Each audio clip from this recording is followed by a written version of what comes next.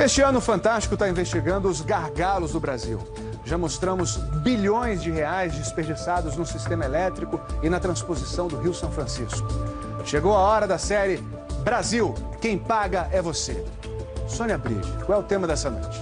Tadeu, hoje nós vamos falar de ferrovias e portos. No preço de tudo que a gente compra, 20% são custo do transporte.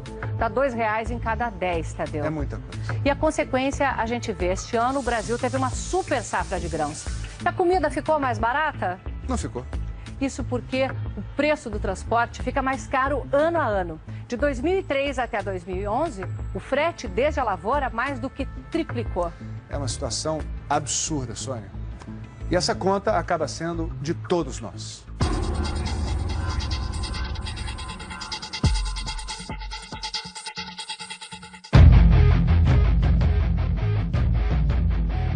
A velocidade que o Brasil precisa ainda não entrou nos trilhos.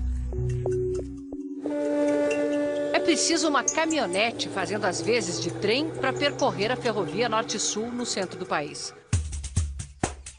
Estamos entre Palmas, no Tocantins, e Anápolis, Goiás. 700 quilômetros que ainda não podem ser chamados de ferrovia.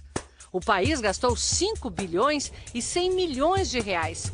E depois de 2 décadas, continua esperando pelo trem. Depois da obra toda paga, ficaram tantos problemas acumulados que o Brasil ainda vai precisar gastar 400 milhões de reais. Dinheiro do contribuinte que você paga no seu imposto para finalmente ter um trem circulando nesses trilhos. Além disso, o sonho de ver o Brasil transportando suas cargas de uma maneira mais barata e eficiente vai ficando cada vez mais longe. O Tribunal de Contas da União comprovou que a obra, além de superfaturada, foi mal feita. Sem proteção, os taludes, esses cortes feitos na terra, se desmancham sobre a estrada de ferro. Curvas fechadas demais. Ou o trem reduz a velocidade, ou descarrila. Em muitos pontos, os trilhos simplesmente não foram soldados. São presos por talas que não suportam o peso de trens carregados. Aqui a empreiteira entregou um longo trecho de uma área de manobra sem o leito de brita sob os trilhos. Se um trem passasse aqui, afundaria. E tem mais. Não há um pátio de manobra sequer no caminho. Portanto, não tem lugar para permitir o cruzamento de trens que vão em direção contrária e nem lugar para carregar ou descarregar. São mais de 700 quilômetros desde Palmas, no Tocantins, até aqui, já dentro do perímetro urbano de Anápolis, em Goiás. E aí, faltando apenas 6 quilômetros para chegar ao pátio de manobras e ao fim de linha. Não que esse pátio exista. Depois do túnel, tem o espaço e as pilhas de trilhos que, de tanto tempo estocados, estão perdendo a garantia. Para o IPEA, o Instituto de Pesquisas Econômicas Aplicadas, esse é o tipo de situação que o Brasil não pode mais permitir se quiser se desenvolver. É hora de fazer bem feito, agora. Porque não adianta fazer um projeto vagabundo, começar uma obra e daí a pouco isso dá com os burros na água, né? Ou com os trilhos frouxos, literalmente. Ou com os trilhos frouxos. Ou trilhos moles. Só agora o Ministério dos Transportes constatou que o aço dos trilhos comprados na China não tem a dureza necessária e, por isso, a capacidade de carga deve diminuir. O prejuízo é contabilizado dia a dia pelas empresas do Distrito Industrial de Anápolis.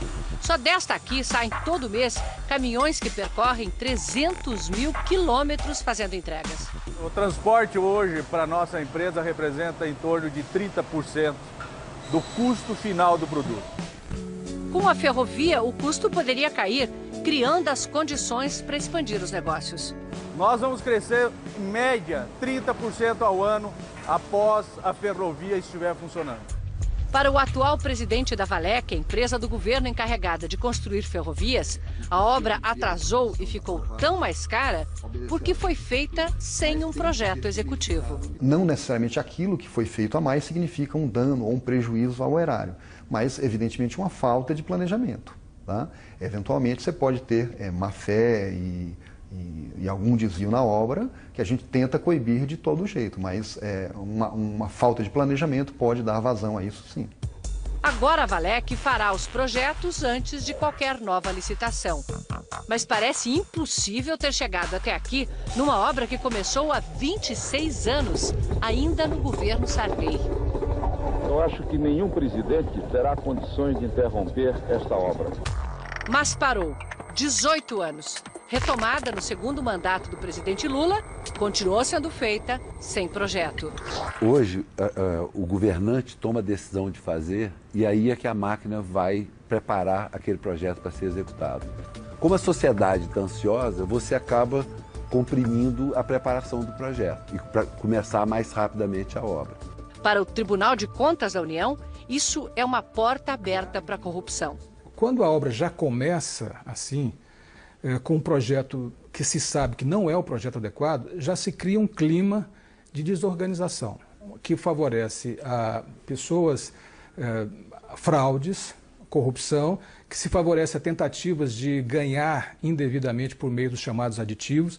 O responsável pela obra, o então presidente da Valec, José Francisco das Neves, conhecido como Juquinha, foi preso em julho do ano passado pela Polícia Federal. A investigação mostrou que, à frente da Valec, o patrimônio de Juquinha saltou de R$500 mil para mais de 60 milhões. As escutas telefônicas que o envolviam na corrupção foram anuladas pela Justiça. Juquinha foi solto, mas não inocentado. Ainda responde a processo por desvio de dinheiro das obras da Norte-Sul. O advogado de Juquinha diz que vai provar a inocência dele na Justiça.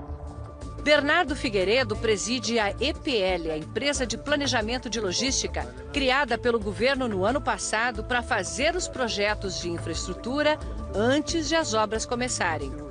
A EPL prepara um mapa de transportes que inclui 10 mil quilômetros de ferrovias para escoar as cargas do país. A missão da empresa é inverter essa lógica de desperdícios. Nós precisamos de qualificar melhor a preparação das obras, porque é isso que vai evitar aditivos, obras inacabadas, o contrato que se esgota antes da obra. O leito inacabado da Norte-Sul passa nos fundos da empresa de farelo de soja. Vocês já estavam contando que ia chegar quando? Essa promessa já era para 2008 e ainda continua só no leito. Nem mesmo os trilhos estão aí. A empresa que fica em Anápolis usa a antiga ferrovia, que vai até o Porto de Vitória, no Espírito Santo. Mas para exportar para a Europa, a Norte-Sul baixaria muito os custos. Entre você mandar o produto hoje para Vitória ou mandar para o Porto de São Luís, você teria a economia de 4 mil quilômetros de frete marítimo. É muita coisa. É muita coisa. É um desperdício. É o custo do Brasil. Uma espiadinha no mapa deixa claro. Saindo daqui para embarcar tanto em São Luís quanto em Belém, já estaria a meio caminho da Europa. Ou do Canal do Panamá, de onde seguiria para a China. É a 7ª maior obra de transporte em andamento no mundo. Uma espinha dorsal cortando o Brasil do Pará a Rio Grande do Sul. Mas só há trens no trecho de Palmas, no Tocantins, a Açailândia, no Maranhão. Lá, a Norte-Sul se encontra com a estrada de ferro Carajás, que chega ao porto do Itaqui, em São Luís, no Maranhão. Outros 2 trechos estão em obras. O resto nem começou. No trecho que vai de Goiás a São Paulo, o TCU descobriu que várias pontes não têm projeto. Estivesse o trem pronto e não haveria engarrafamentos na entrada dos portos. A maioria dos caminhões que está no pátio de espera do Porto de Santos saiu do norte do Mato Grosso. Lá na lavoura, o Brasil é o mais eficiente do mundo. Ninguém produz melhor ou mais barato. E este ano tivemos super safra. Mas depois de 2 mil quilômetros da estrada, o custo do frete já consumiu 30% do preço da soja. E vai ficando impagável com os atrasos. Em Santos você tem que esperar para descer a serra, fica até 5 horas para descer a serra. Quando chega no Ecopátio, fica 2, 3 horas para entrar dentro do Ecopátio. O Ecopátio é um estacionamento onde eles esperam vaga para entrar no porto. Depois que sai do Ecopátio, muitas vezes você pega 3, 4 horas de fila para chegar dentro do porto. Chega dentro do porto, tem engarrafamento também. Todo mundo perde. Nós ganhamos porcentagem, né? Não somos salariados. Nós estamos parados, nós estamos perdendo, nós não ganhamos dinheiro, né? Nós não temos salário, fica. O engarrafamento de caminhões é pior porque a cada vez que chega um trem, a estrada é bloqueada. O viaduto que evitaria isso é obra do PAC, mas não ficou pronto a tempo da safra. A dificuldade não é só fazer a soja chegar até o porto, mas fazer com que ela embarque nos navios. O Brasil não tem berços suficientes, quer dizer, espaço e estrutura para carregar os navios. E aí isso provoca um outro engarrafamento, lá na entrada do porto. Um sobrevoo na aproximação do Porto de Santos mostra o tamanho do engarrafamento. Mais de 80 navios ancorados na fila para atracar. Eles vão esperar, em média, uma semana, a um custo de R$60 mil por dia. Essa é uma das razões para que, entre os BRICS, o grupo de países emergentes mais ricos, o Brasil fica em último lugar em qualidade de portos e ferrovias. Se você olha praticamente todos os portos, temos filas. Filas e filas de navio. Dentro das baías, fora das baías. E isso daí alguém paga, nós pagamos. Não há dúvida que nós pagamos. Por causa do atraso no carregamento dos navios, a China cancelou a compra de 2 milhões de toneladas de soja este ano. O recente cancelamento de exportações de soja é uma demonstração clara que o Brasil tem condição de vender, mas não tem condição de entregar nos prazos definidos.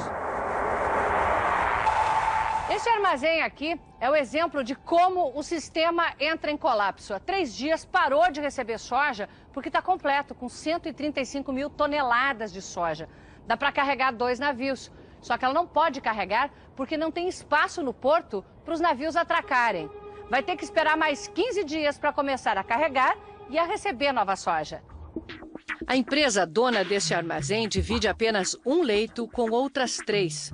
Assim, só consegue carregar 2 navios por mês. Pelo menos um gargalo começou a ser resolvido. Desde sexta-feira, os serviços públicos como Receita Federal, Vigilância Sanitária e o Ministério da Agricultura estão trabalhando 24 horas por dia nos portos de Santos, Rio e Vitória. Em maio, outros portos passam a operar 24 horas por dia. Só isso deve aumentar a capacidade de embarque e desembarque em 25%, segundo a Secretaria Especial de Portos. Pela primeira vez, o Brasil fez um planejamento a longo prazo, de maneira que nós sabemos o que o Brasil precisa de investimentos até 2030. No ano passado, nós movimentamos mais de 900 milhões de toneladas. Em 2030, deveremos movimentar 2,23 bilhões de toneladas nos nossos portos. Os investimentos previstos são de 58 bilhões de reais, a maioria da iniciativa privada. Na outra ponta da Ferrovia Norte-Sul, a soja já chega de trem, apesar de ainda em volume muito pequeno, porque a principal região produtora ainda não tem acesso à ferrovia. Aqui no Porto do Itaqui, no Maranhão, o problema não é a falta de berços. Esse aqui é novinho, ficou pronto em dezembro. Só que não pode ajudar a escoar a super safra, porque não tem armazém para estocar os grãos e nem esteira para carregar os navios. A obra do terminal de grãos ainda está na terraplanagem. Ao lado, num terminal privado de uma empresa de mineração, mais de 3 milhões de toneladas de soja chegam de trem todo ano. É fácil ver como é mais eficiente. Um trem de 80 vagões é descarregado em 8 horas. A mesma carga precisaria de 240 caminhões e 60 horas de descarga. Só que para embarcar no navio, essa soja precisa dividir esteira com ferro. Quando um embarca, o outro para. A empresa está construindo um armazém e esteiras para duplicar a capacidade de embarque. A carga de contêineres também enfrenta problemas. No Porto de Santos, muitos navios, depois da espera, saem com espaço vazio nos porões, porque por falta de dragagem, a entrada do porto é rasa demais e não permite carga plena. O operador do terminal diz que seus preços de operação são competitivos, mas aumentam muito por causa do acesso dos navios e dos caminhões. O custo, então, está em chegar e sair do porto? O custo está exatamente em chegar e sair do porto. Se você fizer um comparativo, o custo de um transporte de contêiner de São Paulo para cá custa mais ou menos R$ 1.200. Isso equivale a $600. Com $600 você atravessa a costa da Americana, da costa leste para a costa oeste. 4.300 quilômetros pelo que pagamos por 120 quilômetros. É que lá vai de trem. Se a ferrovia Norte-Sul estivesse pronta, o Brasil também sentiria o impacto de redução de custos. E, em vez de esvaziar, encheria os cofres públicos. De 2007 até agora, teria faturado 12 bilhões de reais, suficientes para pagar a obra e lucrar 50%. Quanta ineficiência, né?